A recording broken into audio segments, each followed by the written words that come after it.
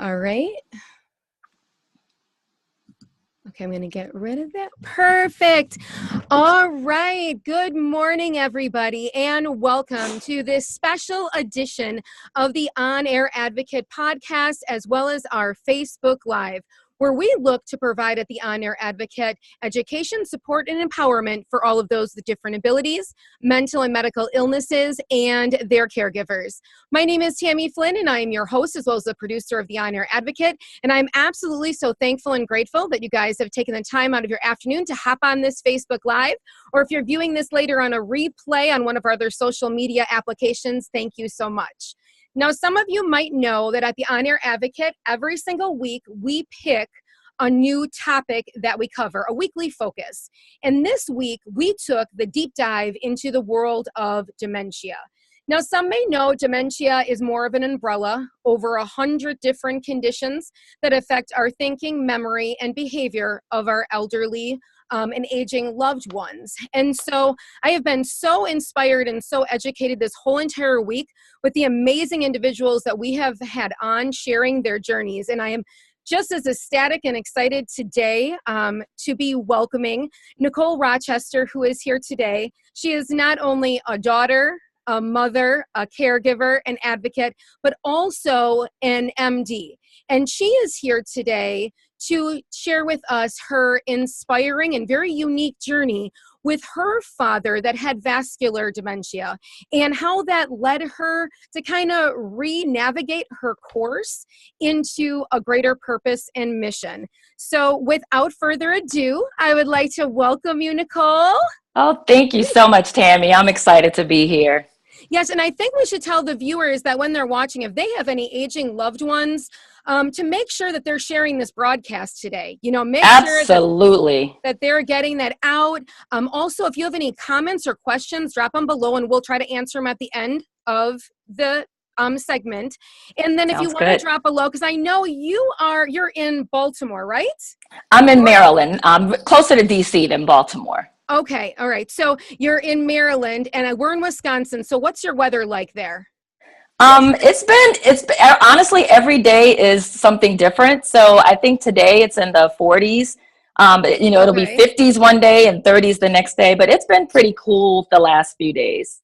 Okay. No snow though. Okay, well, we're getting snow tomorrow, and it's like 5 degrees. Yeah. It's like 5 here right now, so a little balance of 40. 40. So just so excited to have you. So, Thank you. Know a little bit about yourself. And like I was saying, if you want to drop where you're viewing this from below, then we can see where everybody is coming from as well. So a little bit about yourself, Nicole. Awesome. Yeah, thanks again for having me, Tammy. So I'm Nicole Rochester. And I am a physician. I'm actually a pediatrician by training. So the whole world of dementia and caring for, aging loved ones really kind of hit me personally when I dealt with it with my own dad. Mm-hmm. So I worked for over 20 years as a clinician practicing pediatric hospital medicine. And as my dad started to get older, some of his chronic illnesses really started to kind of have a toll. He had diabetes and high blood pressure and heart disease, and he ended up on dialysis, multiple surgeries and in and out of the hospital.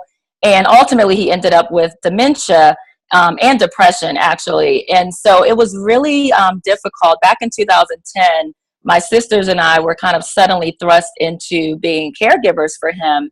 And that was prior to that, I had some intermittent opportunities to, influence his healthcare journey. He would ask questions, but prior to his dementia getting worse, he was really a pretty independent guy. He was a police officer, very independent, very smart.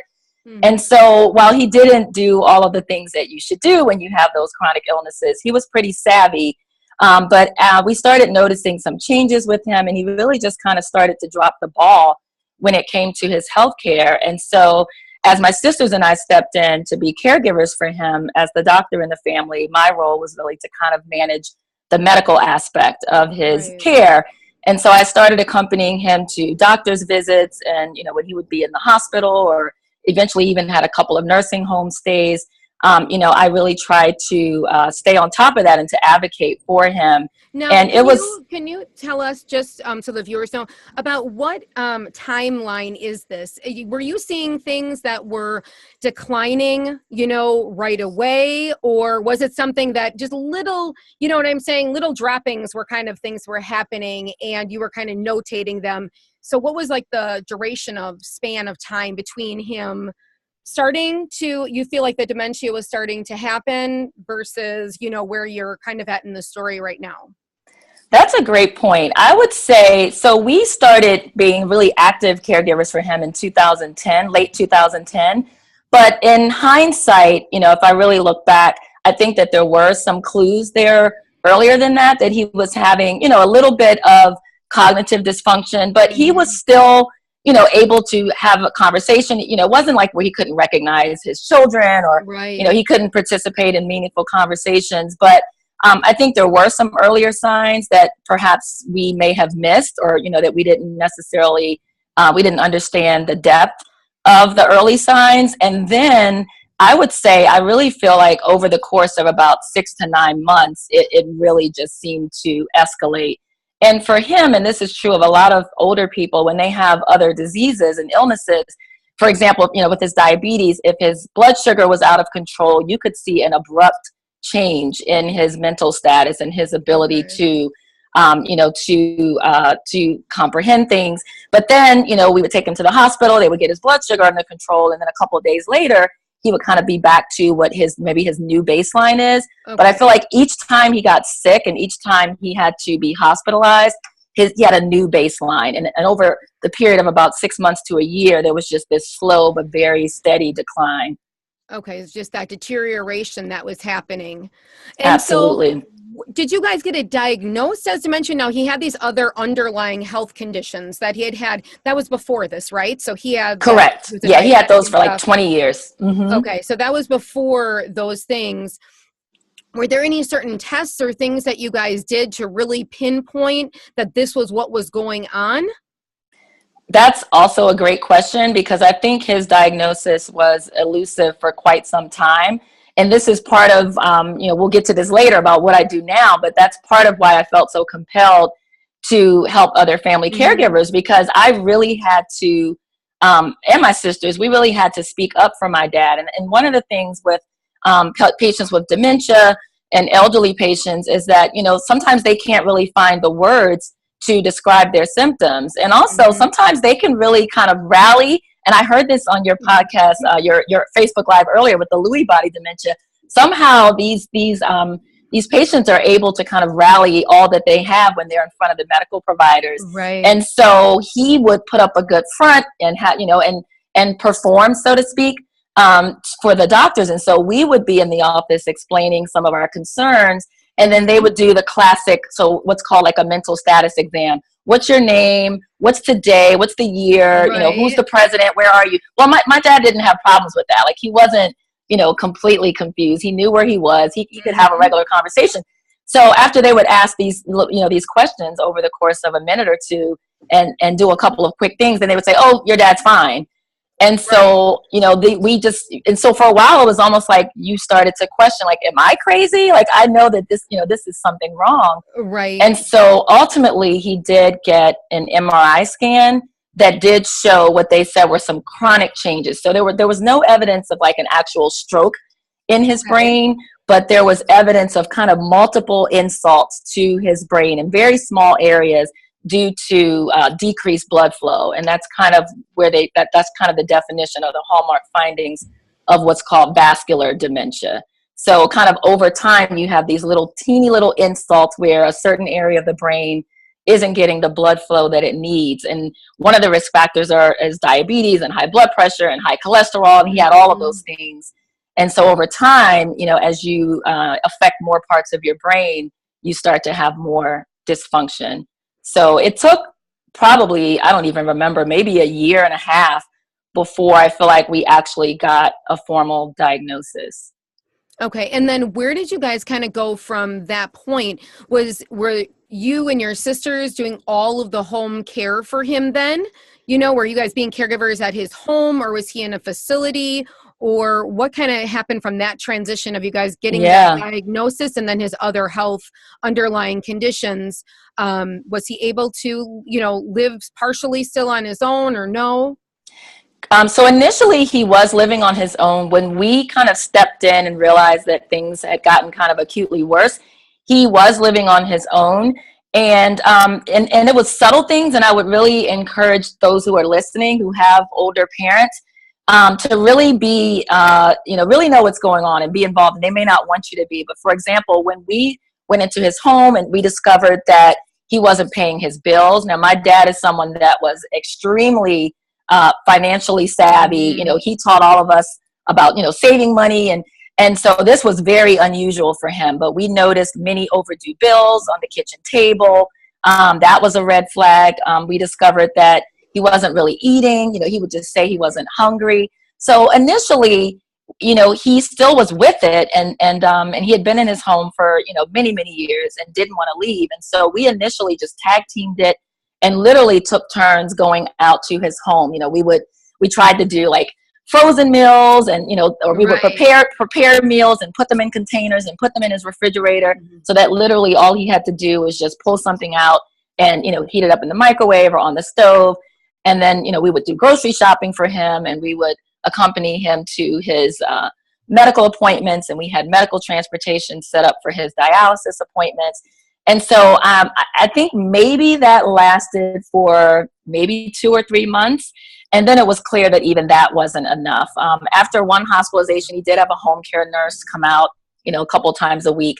But after a while, it was clear that there was still a gap there. And so we actually did a lot of research and looked into assisted living facilities in our area. And luckily, my sisters and I all live within 10 to 15 minutes of each other and within 20 to 25 minutes of my dad. So we did find an assisted living facility. And so we moved him into an assisted living facility where he still had some degree of independence. He had his own kind of studio style apartment. And but they provided meals for him 3 times a day. So that was great. We didn't have to worry about that. And, they would administer his medications, because that was the other thing. We discovered that he wasn't taking his medications consistently. Exactly. And of course, that just makes everything worse. It's like a vicious cycle. So things stabilized initially when he moved into the assisted living. And actually, for, I don't know, maybe 3 to 6 months, things seemed to go really well. And it seemed like he was stabilized. Was he pretty willing to go into that assisted living? I know we hear a lot of times about our elderly loved ones being combative and whatnot when they have to make that transition. Did he know that he was going through any changes? Did he know that he probably needed a little bit of extra help? Or do you feel like he wasn't aware of that and wasn't very happy about going? That's a really good point. He definitely knew that. I think he definitely understood that he was no longer taking good care of himself, and that things were falling through the cracks. You're right. A lot of elderly people are very resistant to moving out of their homes. There's memories there. But surprisingly, and this may have been partly his depression, I'm not really sure, but, my dad really didn't put up a lot of fight. We really didn't get a lot of pushback from him. And we took him with us to visit each of the facilities, and, he voiced his opinion about which ones he liked and which ones he didn't like. But I don't recall, surprisingly, him really resisting the idea of moving into an assisted living facility. Okay. And how did you and your sisters emotionally deal with that? Was it a hard transition for you guys to kind of go from that emotional state of from the house to putting him, into an assisted living? Or were you all kind of so engulfed in the care of him, you're like, you needed this relief to kind of get him, there to make sure that all those things were taking place, and, all of those kind of things? I would say we experienced a full range of emotions. There absolutely was relief, because honestly, we are part of that sandwich generation where, we all had our own children and spouses and family and jobs, very demanding jobs. And at the same time, we had to help take care of our dad. But honestly, it was very difficult, running back and forth to his home and to the to the emergency room and things like that, and to the doctor's appointments. And so on one level, there absolutely was relief knowing that he was going to be safe. I mean, my dad was starting to fall in his home, and he would call us in the middle of the night, and literally from the floor of his bedroom. And so knowing that he was going to be somewhere where there was constant supervision, where he would get, healthy meals, and that he would get his medications, that was a relief. But there's a lot of sadness as well. Like I mentioned, I mean, he was a very independent guy, and this is your dad, so he took care of us, and so you go from having this strong, independent male who always took care of you to now the tables being turned and the roles being reversed. And that was very difficult. Kind of that transitional, that mourning process of what was, and now Absolutely. your new normal of what's That's right. Be. But what I've kind of found throughout this week, especially with talking to so many different individuals, is that it kind of seems like with the dementia, every day can be a new normal. So that's it's very not just true. The onset of it first happening. It's like it just continually over and over and over, it just keeps transitioning for you. So absolutely. So you get him to the assisted living facility, and he is there. And you said that for a few months was going pretty well, right? Yes, that was going well. And even, his spirits lifted. I think being around other people was initially good for him. And, and he was interacting, and, and then I don't know, I feel like, I don't really know whether it was the dementia that got worse that caused him to be more depressed, or if the depression influenced the dementia. But certainly after a while, it was almost like there was this honeymoon period where things were really, really going well. And then he started kind of like, he would stay in his room more, and, they would say, oh, your dad isn't coming down for meals, or, oh, he didn't want to, take this medicine today. And so, and then he would have intermittently, he would have some health issue that would come up, or a procedure that would have to be done. And then maybe there would be a complication, and then he would end up in the hospital. So we had a couple of hospitalizations during his assisted living stay. And like what happens in a lot of elderly patients, he would go in the hospital for maybe what was supposed to be a 1 or 2 day stay, but you get deconditioned so quickly. And so he'd be lying in this hospital bed, no one was getting him out of bed and exercising him. And so then 2 days later, when it's time to go home, he's weak, he can't walk. And so then he would end up having to go to a nursing facility for rehab. And so he went from, when he first went to the assisted living facility, he was walking with a walker, and sometimes even without a walker. Then he went from that to, kind of using a wheelchair here and there, to being completely wheelchair dependent, and just, being progressively more weak. And so eventually, after several hospital stays, each time he would go back, he would need more care, more supervision. And with that comes increased costs. And then eventually he got to a point where he was hospitalized for a longer period of time, and, wasn't in a position to really return to the assisted living facility. And so he went to a nursing home for what was supposed to be some rehabilitation. And, the ultimate goal was for him to get better and go back to the go back to the assisted living facility. But unfortunately, in the nursing home, he actually passed away fairly suddenly. Okay. And so what were your experiences within that transition of, aside from your father's, memory and mental state and medical state changing, the facilities that you were in? So now within the short duration of time, you kind of were going from assisted living to hospital to a nursing home. And as we know, there's all different levels of care. And what did you find? Because that seems to me like it might have been a time of like a big storm. Yeah. Like I always say, like it's like a typhoon happens. And until it comes down. And so what were those things that you found that you feel that others hearing are things to kind of watch for? Was there the best continuity of care going on? Where they, like you were saying, in the hospital or in the assisted living, if nobody is helping to get out of bed, to walk around, to keep those ADLs, all those activities of daily living skills going, what did you find within that, especially having a more of a medical background, and kind of looking at it through a daughter's eyes, but those eyes as well. Yeah. I think a storm is that's a great way to describe the Mm-hmm. experience. And I guess that the number one thing that I found is poor communication.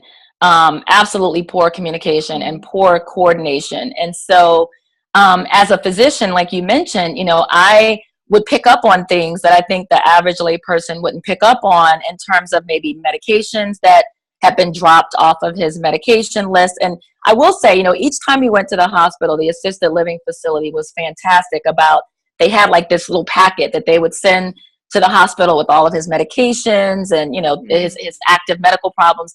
But despite that, inevitably, every single time there would be medications that he should have been taking that he wasn't, or they would have duplicated medications. And so maybe he was already on this particular type of high blood pressure medication, and they would add one in that same class. And so then he would have side effects and dizziness. And so I just found that there was very poor communication. Also, when you have a lot of specialists involved, and so I mentioned he had, lots of different chronic illnesses. And so inevitably, when he would go into the hospital, there'd be a cardiologist consulted and a nephrologist, which is a kidney specialist, and a cardiologist. And so all these different doctors are popping in and out of the rooms, and no one was really talking to one another. And each one of them kind of had their opinion about that one part of his body. Right. But I was really frustrated with the lack of coordination. And so, thankfully, if I happened to be in the room, I would say like, hey, maybe they would say something that was in direct contrast to a recommendation that the other specialist said. And I would say, well, wait a minute, the nephrologist said that we're going to do this, but you're saying that. Oh, did he say that? Well, let me go check the chart and then, I'll get back to you. And so that came up very, very frequently. And so I really felt like I had to be the one to kind of almost like the bearer of his records and the one constant that would inform the various doctors and nurses. And also, my dad had gotten to the point where it's not that he couldn't communicate, but he just really just kind of took a very passive role. And so he wouldn't necessarily speak up if they were saying things that weren't correct, and so often, my sisters and I felt like we were in that position where we literally had to be his voice and speak up for him. The assisted living facility was overall a good experience, but, they have limitations and they really aren't meant for, at least this one, that wasn't meant for someone with a lot of significant medical needs. But the nursing homes were the worst, just the absolute worst experience ever. And I guess one tip I do want to give to caregivers is that when you have a loved one in the hospital and, they get to that point where they don't feel like they meet the level of care that they need to be in that acute setting, but they're not well enough to go back to their home environment, then really the option is usually a nursing home or what some call a skilled nursing facility. And what they will do sometimes the day before is they'll come to you as a family member and say, hey, we think your dad's all ready to go. Here's a list of 3 nursing homes. Pick one and let us know by tomorrow morning where you want him to go. Absolutely not acceptable. And we knew better. One of my sisters is a nurse, so she also has a medical background. And we knew better than that. And so we, thanks but no thanks. And we did our own research and, we would go to the websites and look at the quality ratings and kind of see, if had there been any complaints. And then we educated ourselves and then went back to the hospital and said, this is where we would like our father to be. But despite all of that research and, despite our best efforts, still we had situations where we feel like the care was not up to par. And again, I think it just goes back to these patients not being able to advocate for themselves. And so when you're in a facility where there's mostly older people or disabled people, you can get away with a lot of things, unfortunately, because there's no one to really kind of speak up and say, that you're doing something wrong. And I know, I don't want to paint a bad light on the medical field because, we work hard. The nurses work hard. Everyone means well, but the system is just so broken and the patients often get stuck in the middle. And without somebody regularly standing up for them and speaking on their behalf, you can really just fall through the cracks very, very quickly. Now, I know with you being in the pediatric world, as well, a lot of times we call together, family meetings, team Mm-hmm. meetings, whatnot. When you were dealing with your dad as an aging loved one, what did you find did you ask for that? Is it something that really isn't a thing? Is it like an elderly care? Is it not a thing, bring the whole team together, because or else everybody is just talking in different directions and you really don't have a plan of action. Everybody has their own plan, but it's not the plan. And it's really not giving that patient any, continuity and quality of care. So did you find that was very, very skewed, that way from what you were used to? And, did you present that to them at all? Yeah, it was very eye-opening, dealing with the adult side of medicine, because like you said, in pediatrics, we are very well accustomed to having to talk to multiple members of the family and the parents and engaging, everyone all at once. And so I'm not going to, I think it definitely exists. My experience with my dad and other family members is that in the intensive care setting, when the patient is extremely sick, and certainly if there are decisions that need to be made related to end of life, then that's a very common thing to have a family meeting.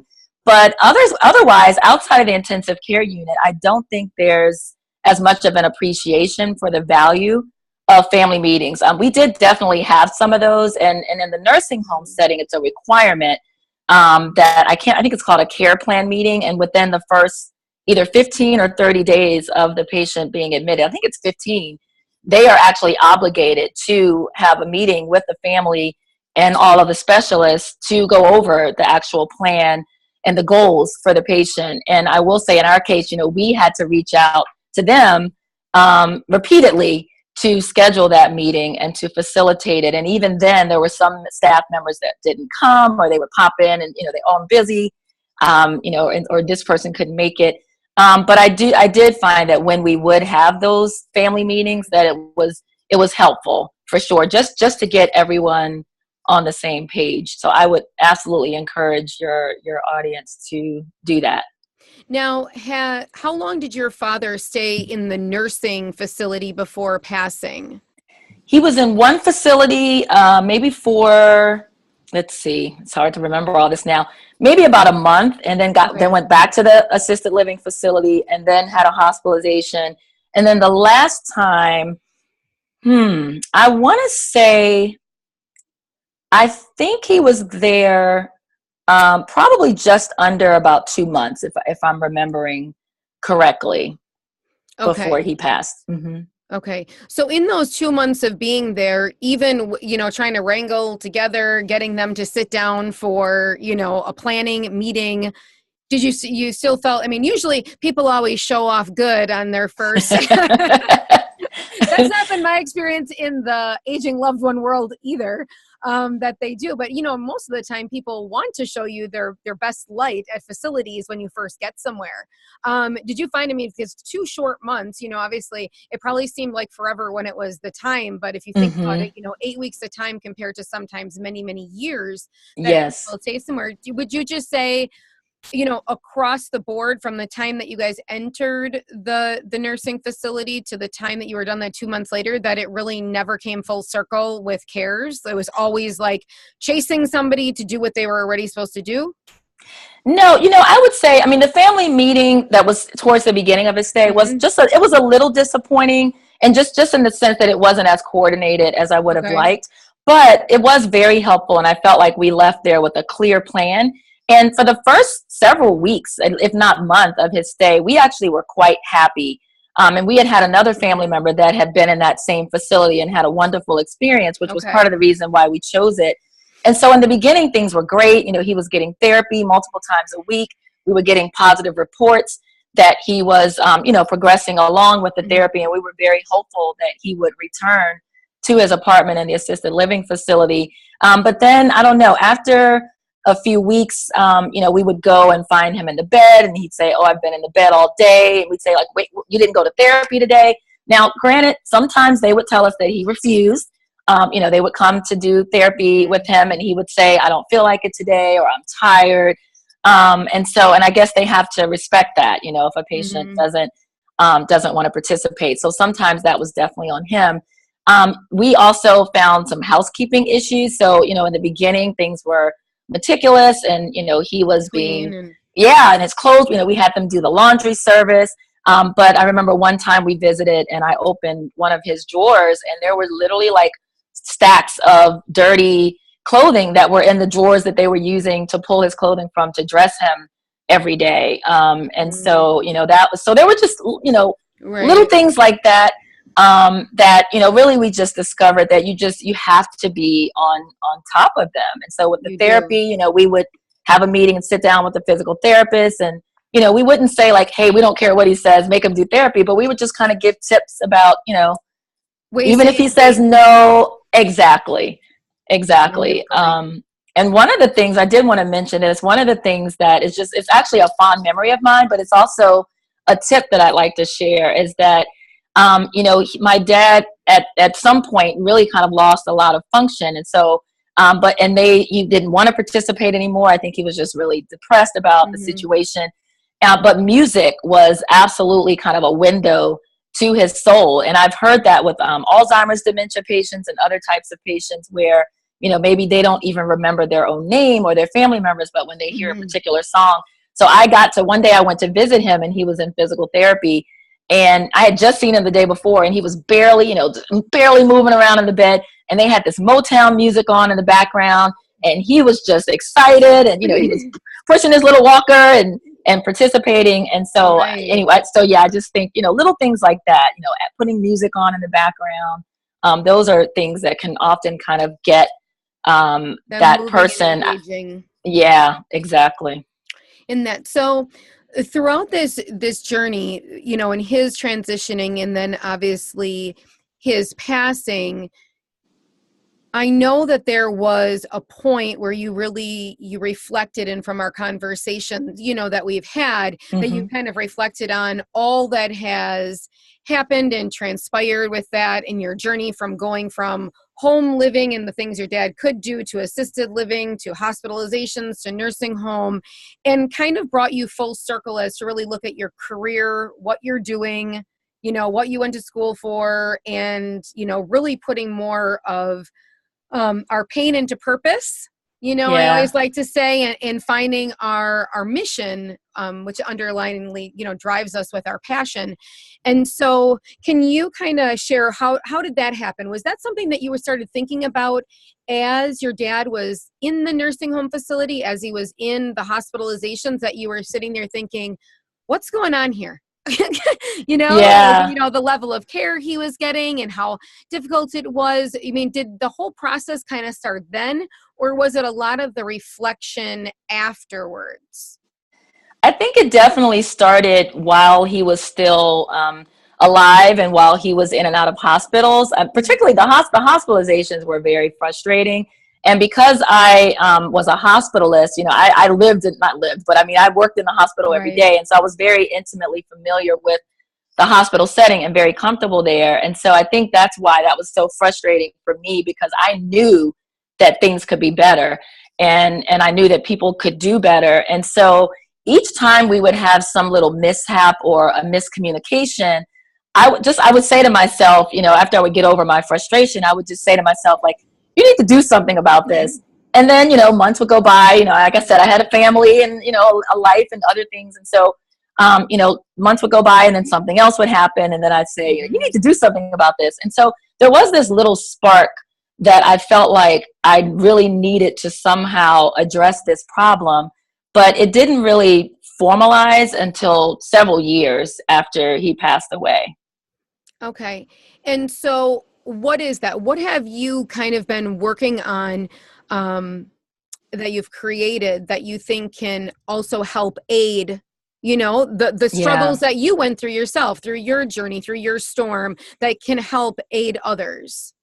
So what I discovered many times over is that there were a lot of things that my dad needed, particularly regarding his medical care, that I honestly feel he would not have gotten had I not been a physician. And that really broke my heart. And, it's good for him, but I just kept saying, what about everybody else? What happens to all the normal people who don't have a daughter or a sister or, someone close in the family who is a physician. And so I really felt strongly that I need to get this information out to family members, caregivers, and even patients who themselves are dealing with chronic illnesses, and basically kind of provide an inside scoop, so to speak, how to communicate with the team, how to get people to listen to you. And so initially I was just going to kind of have a blog and just, write about my feelings and share tips and information. And, honestly, there was like a spiritual transition that took place, and I really started to feel very strongly that this is what God has for me to do. And so I resisted that a little bit because I really loved my job. And so, I kept thinking, is he really telling me to do this? Like, am I? And then ultimately, at the end of, so in December of 2016, I launched my website. I was still working full time. But at that time, I did make the decision that in 6 months, I was going to leave my practice as a pediatrician and do this full time. And so at the end of June, that's what I did. And so I launched my company, which is called Your GPS Doc. And the GPS is really a play on, navigation and navigating healthcare. And my mission is to help patients and family caregivers navigate the healthcare system. So on my website, which is www.yourgpsdoc.com, I blog pretty regularly about a whole variety of topics. And almost every one is something that I personally went through with my dad. Some of them are inspired by other family members, but each of them is something that affected me personally in my journey as a caregiver. And now I'm speaking and I'm doing workshops, and I am offering services one-on-one with clients who really need a professional patient advocate to walk them through that very difficult and complex journey. And I really just want to provide the information that is not readily available. I feel like there are a lot of websites that are related to health and wellness. And, if you want to go check out what are the symptoms of a heart attack or what should I do for my diabetes, but I really couldn't find much that would just help someone walk through that process of navigating healthcare. And as you know, things are getting crazier and crazier by the moment, and it's getting more and more difficult to understand your health insurance and to know when to get a second opinion. And there's just so many complexities with our healthcare system, and I feel like there are a lot of unnecessary barriers that prevent patients from getting what they deserve. Well, and I think, like we had spoke about before, people knowing what to advocate for, knowing the questions to ask are just so incredibly vital because, what you accept is what you will receive. And so if you don't know that you should be, accepting something much more than what you're getting, you don't know what you don't know. And so true.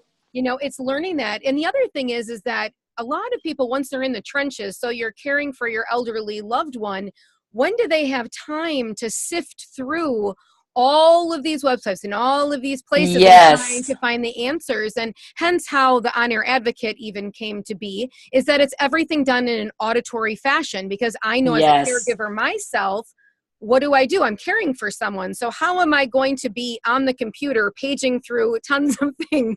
That's right. That's absolutely right. You need to put your earbud in and be able to go around and listen to those things as well. And I know that sometimes there's a lot of complex stuff when it comes to the healthcare. Now, I kind of wanted to backtrack for just a second, because you guys were at the assisted living and at the nursing home. What did you find with insurance? Because you were at a hospital, you were at all three. And so I know that can be a hot mess sometimes. What did you find that way? Great question. So he had Medicare, and he also had secondary insurance through his former job as a police officer. Okay. So the hospitalizations were covered. Assisted living, if you don't know already, those of you out here listening, it is not covered by health insurance, and it is extremely expensive. So thankfully, my dad had a pension through his former job, and so his pension is what allowed us to afford being able to put him in an assisted living facility, because by the end, as his level of care continued to increase and increase as he got sicker, it was over 40, almost close to $4,500 a month for assisted living, and then you also have, like, I think you have to pay his cable bill and things like that, phone. So that can be very expensive, and unfortunately, I'm sure there are many families out here who just can't afford that. And so, there are other options, but all of them are expensive. Having a home health aide is also very expensive. Home care nursing can be very expensive. The nursing home is a very interesting thing because Medicare, and I hope I don't get this wrong sitting here, well, there's two things with nursing home. Medicare, when you're in the hospital, you have to be in the hospital classified as an inpatient for at least 2 days before Medicare will even pay for a nursing home stay. And that can be very tricky, especially in today's healthcare landscape. There's something called observation care, where if you're in the hospital, like I told you, my dad, sometimes there would maybe be vague symptoms. He wasn't like having a heart attack or a stroke, but he needed to be in the hospital for monitoring. Well, when in those situations, you're more likely to be in what's called observation status. And if you're not actually admitted as an inpatient, then the Medicare will not pay for the nursing home stay. And so you have a lot of elderly people that are stuck in the middle where they really can't go home, but they don't meet criteria to be inpatient in the hospital. And so therefore they can't go to a nursing home because Medicare won't pay for it. Luckily, that wasn't the situation for us. But then once you get into a nursing home, Medicare only pays for a limited amount of time. And if I'm not mistaken, I think it's up to 90 days. Okay. After 90 days, Medicare will no longer pay. And that's when you hear about families having to exhaust all of their loved ones' resources so that eventually they qualify for Medicaid. Because the nursing home stays, I told you the assisted living was over $4,000 a month. I think the nursing home was like $6,000 a month. Yeah. So we're talking, $6,000 plus a month. And, most people don't just have that as disposable income. And so, and what happens in a lot of cases is the elderly patient will basically just go through, all of their money, and then they're able to qualify for Medicaid, and then, Medicaid will cover the stay. But I will say, that there's a difference in quality, in my opinion, between some of the private nursing homes and which are nicer, and the ones that accept Medicaid. And so that's a whole nother ball of wax. Okay. Hold on. And what's interesting that I found, and I think me and you had talked a few weeks ago when my elderly grandmother, who is she's turning 98, so she's like, good for her. Most, but that, in that type of environment, when we talk about kids, if we need a few more days in the hospital to qualify for something or do something, the nurses and the doctors will always advocate for that, for the child to be able to get the home care that they need. And when it comes to our aging loved ones, it's kind of like, okay, your time's up. It's time to go. Yes. It's time to go. And so and my question is, why is there that disconnect? I mean, because when you think about it, our aging loved ones are just as fragile as our little babies and our young ones as well. It's kind of like just the reverse in time. I feel like it goes up and back, Yeah. Kind of regress back to that age. And so it's just fascinating to me and confusing all at the same time as to why it's such a different level to not get them, to stay, so that we can help them get into good assisted living facilities or good nursing homes and give them that time for the families to prepare. And I know it's an insurance thing, but for kids, it's an insurance thing too. So I just don't know. I don't know from your medical perspective if there is a reason, kids versus the adults, why that is, or are you just as baffled as I am? Yeah. And, I think at the end of the day, it's really not, I don't want to blame the doctors and the healthcare professionals. Right. This is really a flaw in the actual system and how we pay for healthcare in the United States, and the insurance companies and all the rules and regulations that exist. And, just like any other type of insurance, the ultimate goal, unfortunately, is to make money. And, you pay your premiums, but they make money when we don't use those services. I do think, though, with regard to pediatrics versus, geriatrics and the elderly population, kids are cute. I mean, you may think adults are cute too, but I mean, there's just something about, kids and babies. And also I think that when people look at children, they see their potential. They see that they have, a life ahead of them. And so even with devastating illnesses and injuries, doctors who take care of kids will, like you said, go to bat. And it's not that doctors that take care of adults don't go to bat, but I do think there's just a different mindset when you're taking care of an elderly person. And, they're unlike a kid, most of their life is behind them. And so, and some of that isn't a bad thing, to be honest. I mean, sometimes it's not, necessarily wrong to not exhaust all of your resources if it really is futile, or if it's not really going to lead to quality of life, for example. But I also think that with kids, there's almost always a parent right there at that bedside who is advocating for that child from day one. And I know that you've been that for your son. Right. And with adults, we don't often have that. They lose the ability to adequately advocate for themselves. And, if they don't have family members in the area, I mean, some of these patients are literally just in a hospital and nursing homes completely alone.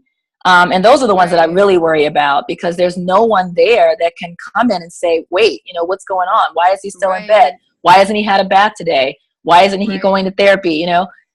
So it's difficult. It's so difficult. But I definitely have, I experienced many doctors and nurses who took care of my dad, who deeply cared for him and who had a lot of compassion for him, and many times felt like their hands were tied by the insurance company and what they could do related to that.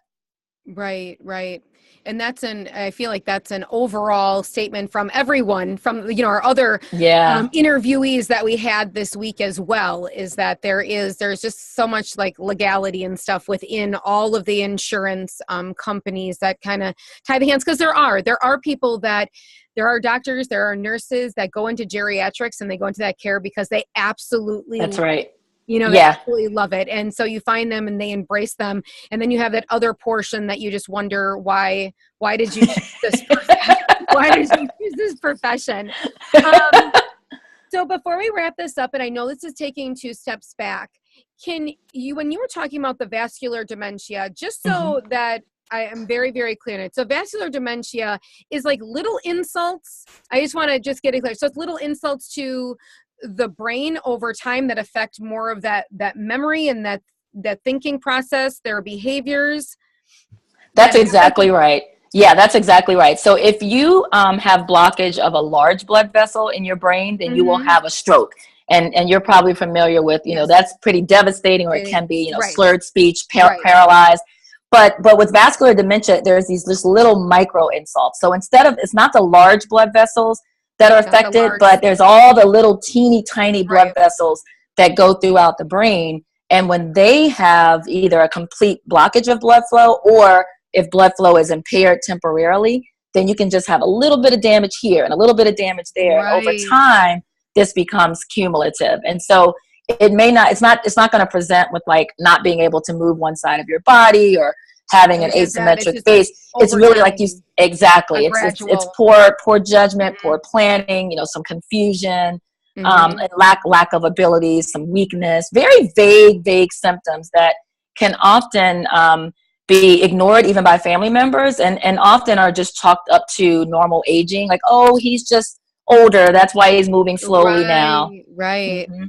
Yeah, I think that it's so interesting. And when we started this week, and I discovered that there's over 100 conditions that fall under that dementia. Isn't that crazy? It is. And so I think that when people say dementia, they think of it just as like this one group, but there's so many small parts to it. So I think it's so interesting to really hear the different types, like when we were talking about that Lewy body, how personalities, one day you're one person, the next day you're the next. So, I mean, they're so different, but they're all so clubbed under that same area. So I am so excited, Nicole. I know that you're going to be back on again. We had talked about that. Working absolutely. together on stuff, but I am so excited that you followed you know, this purpose, you know, driven focus for you to Thank this you. mission for our elderly loved ones. And so I think everybody should go check out, it's your GPS doc, right? .com Yes, thank you is so where it much. is. And then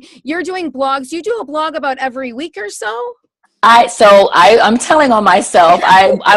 When in the beginning, it's interesting. When I was working full time, somehow I was able to do it every week. And now that I've left my job, I'm like busy with business stuff. So I would say usually it's every other week that I release a blog. And I'm going to try to get back to the weekly blogging. Okay. And now, are you doing workshops and stuff just in your area of Maryland or outside of that area? I am absolutely willing to travel. So far, most of my speaking engagements have been here in Maryland. I actually am going to speak in 2 weeks in North Carolina at a conference. Okay. And I've applied to other conferences throughout the country, but I am absolutely willing to go throughout the country to share this message. Okay. And what about phone services? So I know we talk about advocating, whatnot. Do you do one-on-one also phone services as well with clients? I do offer one-on-one services. Right now, I'm only offering that in the state of Maryland.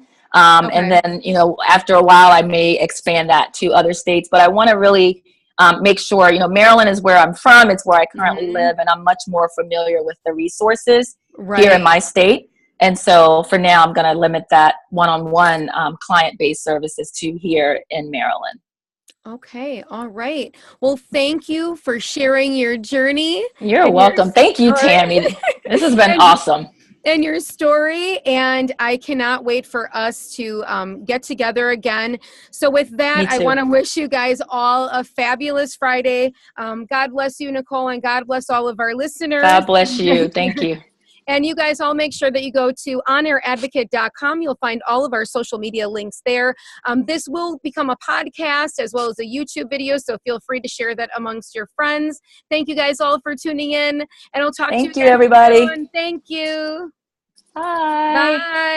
Bye.